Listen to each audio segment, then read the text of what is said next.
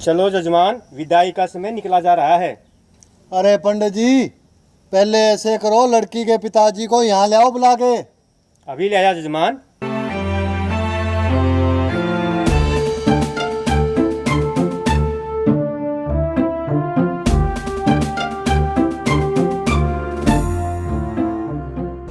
बोलिए सुखराम जी, क्या हुक्म है?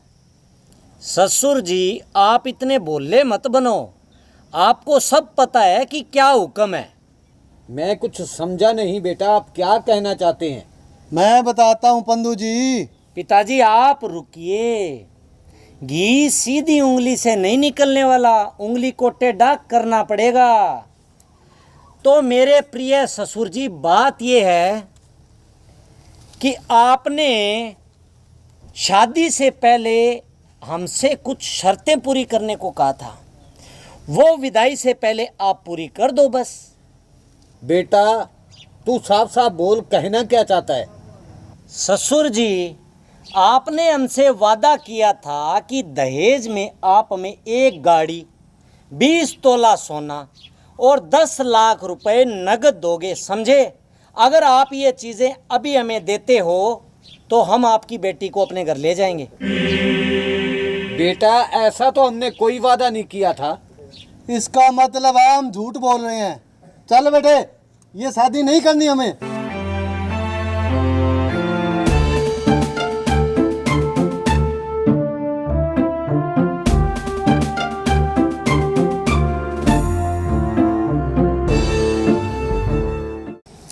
पिताजी, आप ये क्या कह रहे हैं? मेरे पिताजी बहुत गरीब इंसान हैं, वो इतने पैसे कहाँ से लेके आएंगे? मैं आपके हाथ जोड़ती हूँ, प्लीज़ ऐसा मत कीजिए।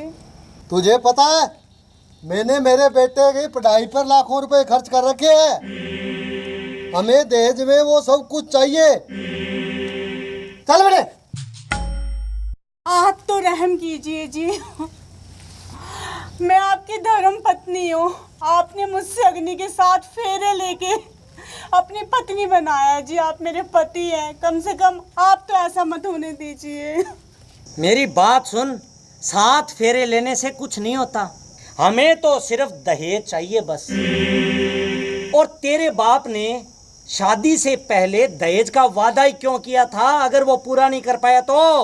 चल हट पीछे। बेटी गुलाबो,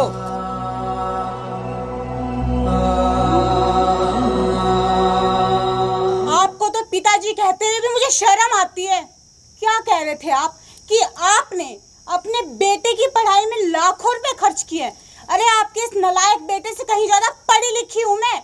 जाइए जाइए, किसी मंडी में जाके ना अपने इस बेटे की बोली लगाइए। और ए मिस्टर, अब तो कान खोल के सुन। मेरे पिताजी ने दहेज देने का कोई भी वादा नहीं किया था। तुम्हारे पिताजी झूठ बोल रहे हैं। मेरे पिताजी ने बस यही कहा था कि मेरे पास लड़की के सिवा देने के लिए और कुछ भी नहीं है। और तुम्हारे पिताजी ने कहा था कि हमें बस तुम्हारी लड़की ही चाहिए। हम इस घर से बहू नहीं, बेटी को लेके जा रहे हैं। और अब तुम दोनों गिरगिट की तरह रंग बदल रहे हो। तू ज्यादा जुबान मत चला, वरना क्या कर लेगा तू? क्या कर लूंगा मैं?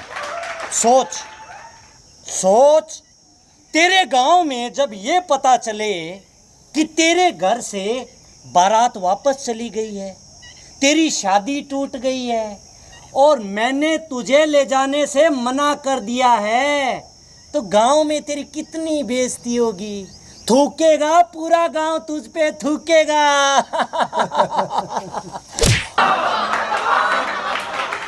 गांव हम पे नहीं, तुम दोनों बाप बेटे पे थूकेगा।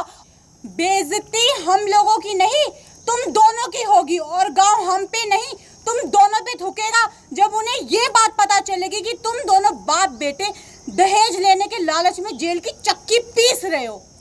क्या सबूत है तेरे पास है कि हमने तेरे से दहेज मांगा है? जजमान, सबूत ये रहा, मैंने सारी बातें इस फोन में रिकॉर्डिंग कर ली। पंडित जी, अब पुलिस को फोन करके ना जल्दी से यहीं पे बुलाओ। गुलाबो, हमें माफ कर दे गुलाबो। गुलाबो, मैं तेरा पति परमेश्वर हूँ ना। हमारी शादी हुई है, कोई अपने पति के साथ ऐसा करता है क्या? माँ है ना, घर पे अपने दोनों का इंतजार कर रही है। चल अपने घर चलते हैं। माफ कर दूं, अरे तुम जैसे लोगों को तो जेल में ही जाना चाहिए। लड़कियों को कमजोर समझते हो। तुम लोगों का घर जेल ही है। वाह, बेटी हो तो ऐसी। दहेज लेना पाप है, दहेज देना